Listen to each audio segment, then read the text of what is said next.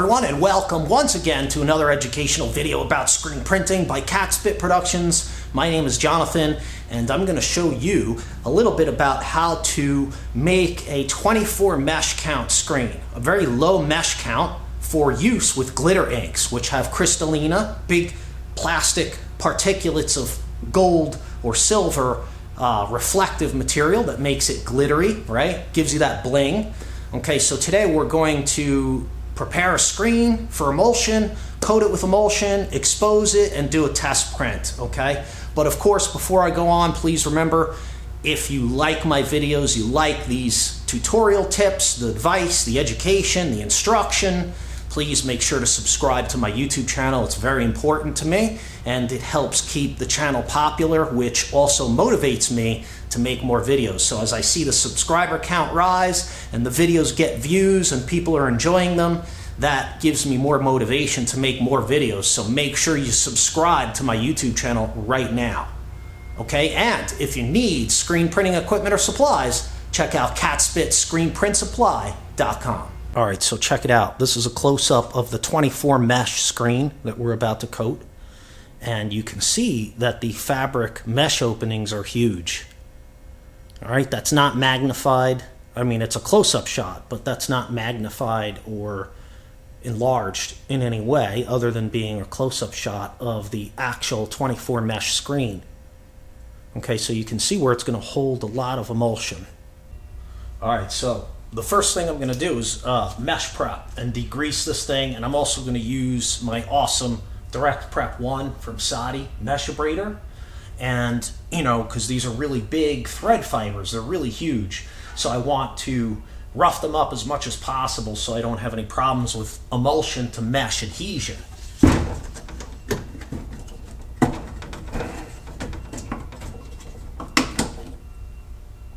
All right, so I'm going to mesh abrade, degrease, and rinse really thoroughly.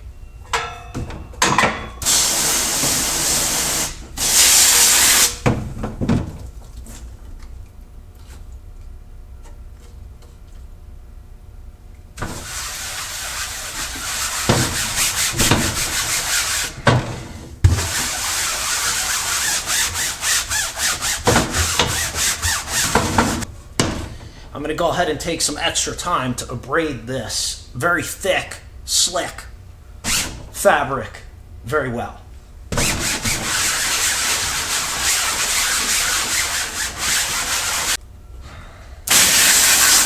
Give it a quick rinse down, and then I'll use some degreaser.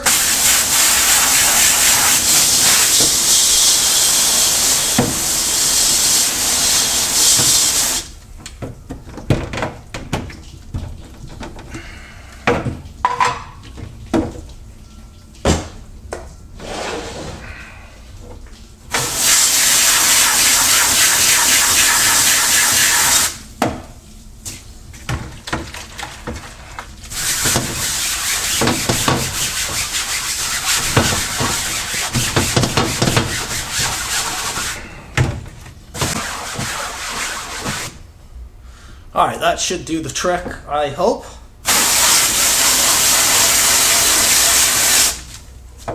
So now I'll just get the pressure washer running for a second and give it a really good rinse down.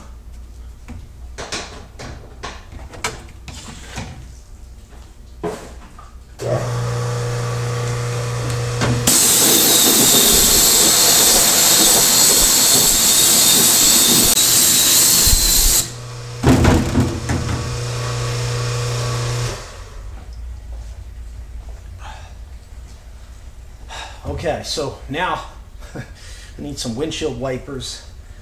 We'll let this dry really well, and then we'll see if we can coat it and get a good coat with this very large mesh opening, which is going to hold a lot of emulsion.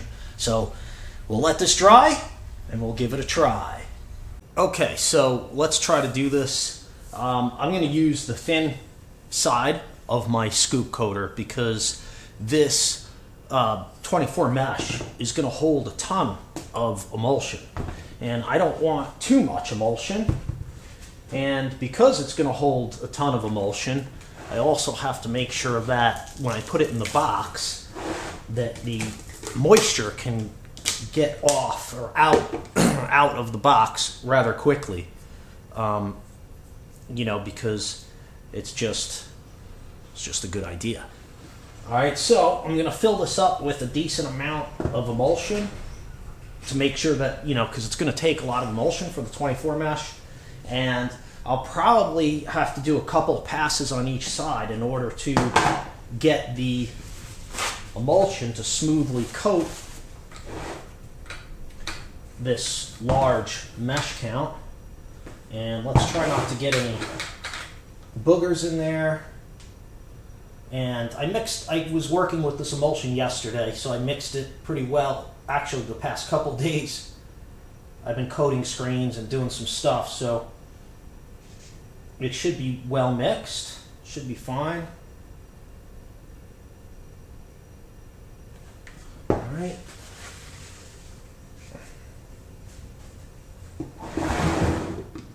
So let's see if we could do this. I haven't done this in a long time, so it could be complete disaster.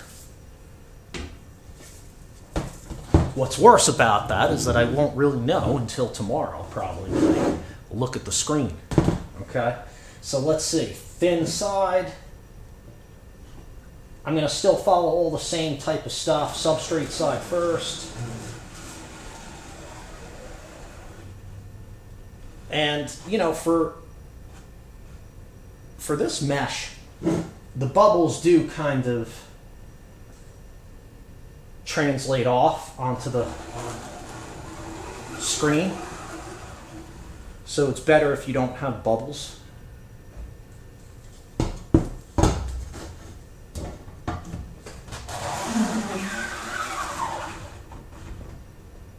Okay, I'm trying not to put too much emulsion on there, but it's going to be a challenge. And I should have let the bubbles go, because now I have to do a couple extra passes to kind of make sure we have a smooth coat there. Let's see. Okay, so that pass I just took some back. That doesn't look too bad. You know, there's a couple of spots where I allowed some bubbles to interfere. So let's see if I can work that out.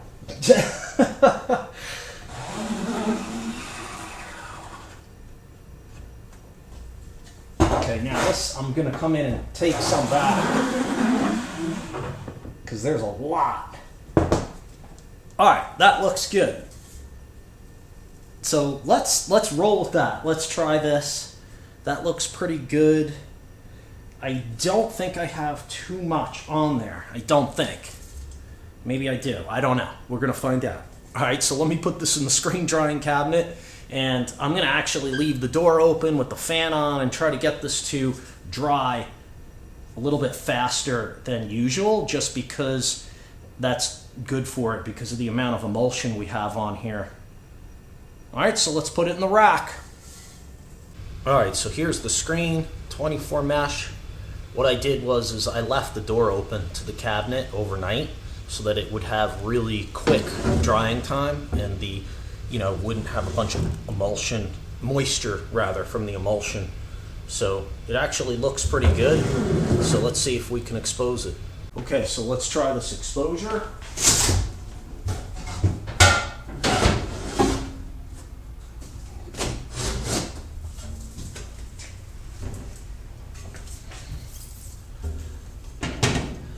I actually made a piece of film for this that would be a little bit easier for me to work with, because I'm doing a video, and sometimes the video can distract me from what I'm doing.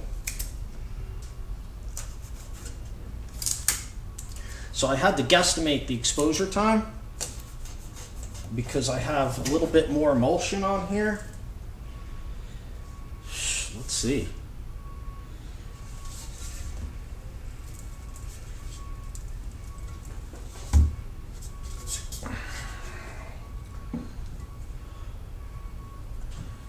let's see what happens. All right, let me think about this. Okay, so what I did, I mean, I'm wondering with the LED really how much more time I have to give it. Probably not as much as I think. That's what I'm worried about here. All right, so 15, usually I'm 15 seconds, so I was thinking 22 seconds. So, sorry about the noise out there.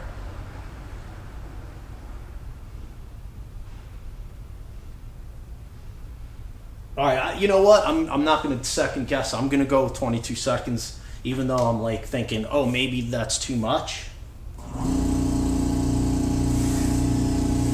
But let's find out, shall we?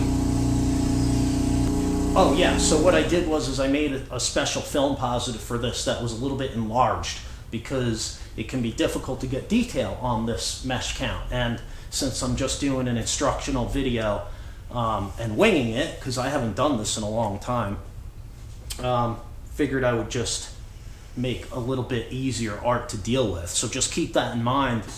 You know, it's a 24 mesh.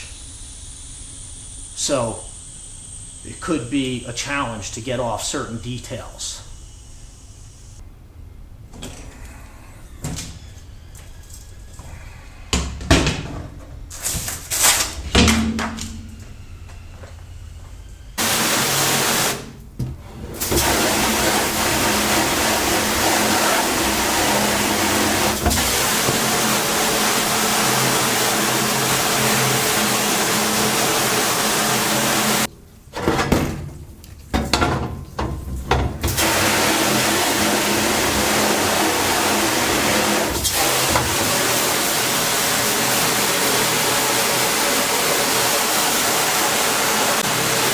Obviously going to take a little bit more time to wash this stencil out than some of your higher mesh counts.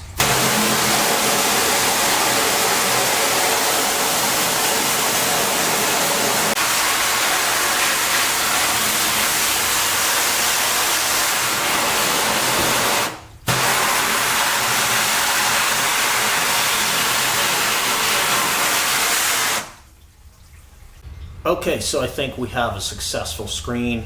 And obviously, like I said, detail with this stuff is going to be, you know, it'll take a little practice and trial and error to be able to achieve your detail, and you'll need a really good emulsion that has excellent bridging characteristics. I probably could have done a little bit less exposure time, and then maybe, you know, I wouldn't have as much of the jagged edges because I had to wash this out for a good amount of time. It took a little while. And because the mesh openings are so big, it's actually hard to see whether the emulsion is out or if that's just water, like, you know, big blobs of water. So it was difficult to really see what was going on and stuff. And so, yeah, I would, you know, your exposure time is going to be critical to make your washout as fast as possible so that you don't, you know, make it more jagged than it really needs to be. But I do believe when we print the glitter ink, I'm going to print enough of the glitter ink that it should smooth out. You know, I don't think we're going to necessarily see all that jaggedness, but let's see. We'll find out. All right, so let's let the screen dry and then we'll get ready to do a test print. So the screen came out really well, actually, probably because I have an LED exposure unit. It was very easy to expose this amount of emulsion and rinse it out. And the Textile PC Blue has excellent bridging characteristics, honestly. It did bridge quite well, and you know, because I had a good cure, a good exposure, I was able to rinse this a little bit longer than I usually would, even after the stencil was cleared out, to try to smooth out the curves and stuff, because what I actually discovered was the emulsion was staying in portions of the stencil where it shouldn't, instead of blowing out in portions of the stencil where it should.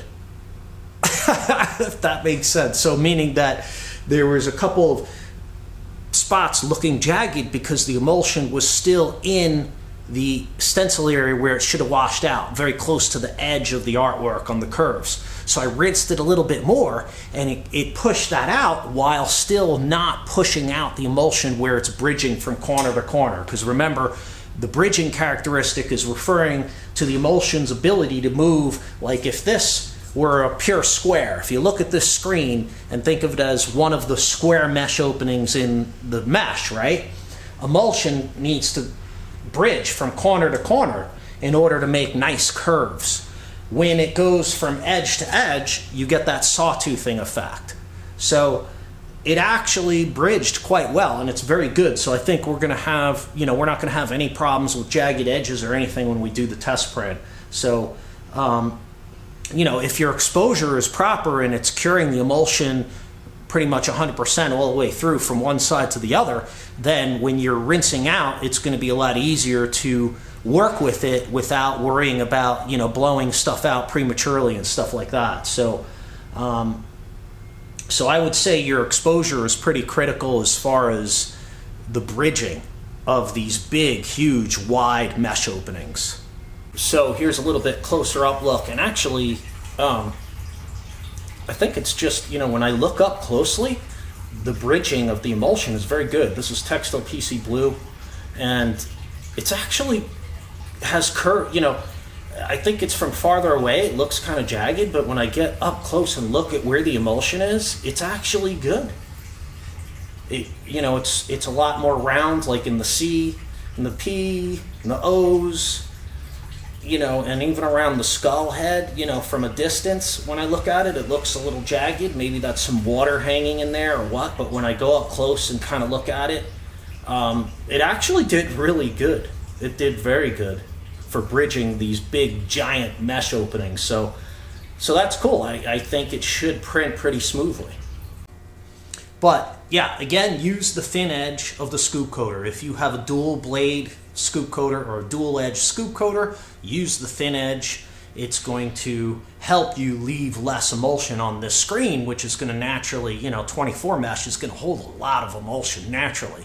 And if we coat it with too much emulsion, when you put it in the rack, it's just going to dwell. You'll get a bunch of dimples and stuff, so to speak, all over the place because it's just simply too much emulsion to dry before it starts dripping off the screen, really. Okay, so, all right, so use the thin edge of the scoop coater. You're going to use decent pressure. You're still going to follow substrate side and then inkwell side.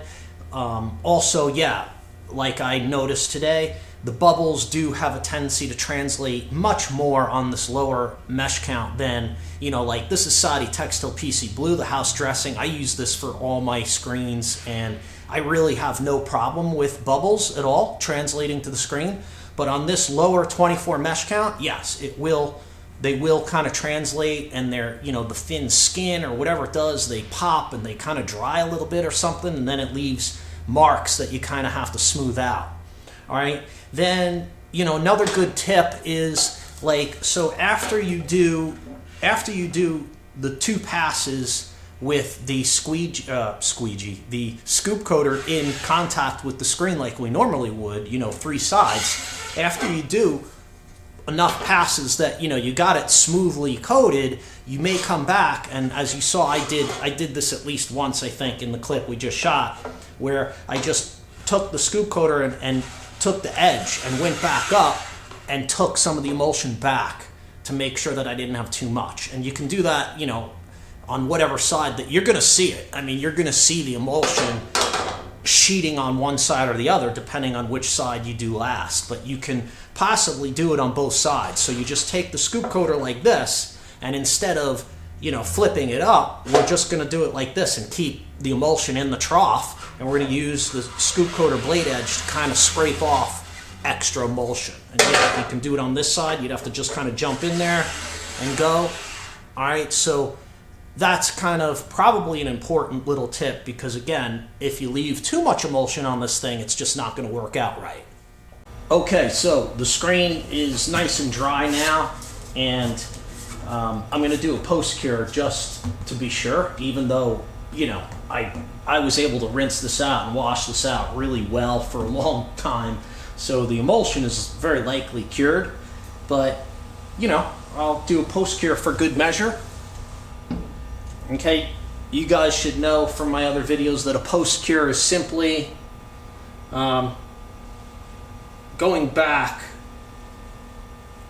to the exposure unit and making an exposure again without the film positive. In other words, I'm not really making an exposure, I'm going to set my vacuum for nothing, and I'm going to post cure for the same amount of time on both sides. Okay, so for me that was 22 seconds I did with this 24 mesh. So I'm going to do 22 seconds on the substrate side and 22 seconds on the inkwell side, and that way I know that the emulsion is really super cured, it's totally cured. And remember, you can only post cure photopolymer emulsions. Dual cure emulsions do not post cure. Okay, so that's good. And I just flip it the other way for good measure, even though, like I said, the LED, the quality of light from the LED is so super awesome that it penetrates through from one side to the other, even on this big thick screen here, so to speak, this 24 mesh, which is holding a lot of emulsion. But you know, post cure is a good matter of protocol. All right, so that's it. So let's tape the screen up and we'll do a test print and see how this Glitter ink looks. All right, so here we have the setup. Okay, so we're all ready to try this out. I'm just using a 70 durometer, middle of the road, because this one fit pretty well. And it's just a test rig, so it's like an ash or something. So let's just see. Hopefully I put enough ink on there. And let's see. You hear that?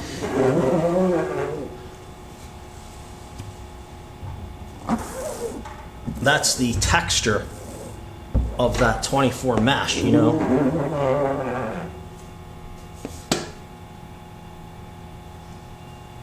Lift it up slow to pull out, oops, my tape. Okay, so there it is. It looks pretty good, not bad. Could probably hit it a couple times just to get it to start flowing a little bit better through the mesh, you know. But that looks pretty good. And you know, the glitter inks, honestly, because they have that plastic, you know, crystallina flake in there, they're gonna, you know, they should cover on dark garments, you know, no problem, because it's literally like printing plastic flake. And no, I'm not farting. That's that's the sound the squeegee's making against that big mesh. So that looks cool. So let me get a black t-shirt and let's try a black t-shirt. Okay, so I have a black shirt now. So let's see how this is gonna cover on black.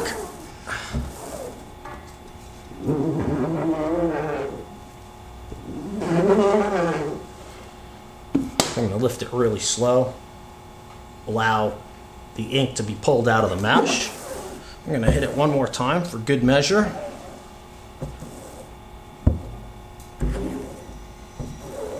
Since I'm on black, let's take a look and see what that looks like. Not bad. Okay, so I can lay a little bit more ink on there. So let me take a old man look, close-up look, and then I'll leave a little bit more ink on there and we'll see what it looks like a little closer.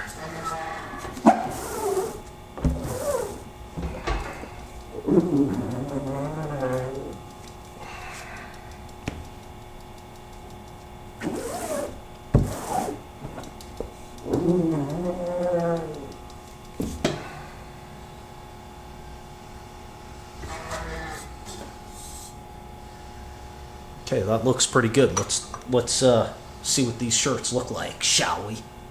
Alright, so there it is, glitter, gold glitter, and of course there is a silver glitter that I have as well. But I thought the gold would be very cool to do on the black. You know, everybody likes the gold glitter. So yeah, and it's difficult to get the camera to render prints on the t-shirt properly. You know, it's the color can tweak and the black of the shirt affects the exposure, and so I do the best I can to get a proper rendering of the print. You know, but the camera definitely, you know, affects what you're seeing there in the video a little bit. So I'll have this shirt in the Phoenix area storefront so you can come and look at it in person. If you're so lucky to be in the same neighborhood as I am, you can come down and check out this shirt in person and look at what it looks like on the ash as well as the black.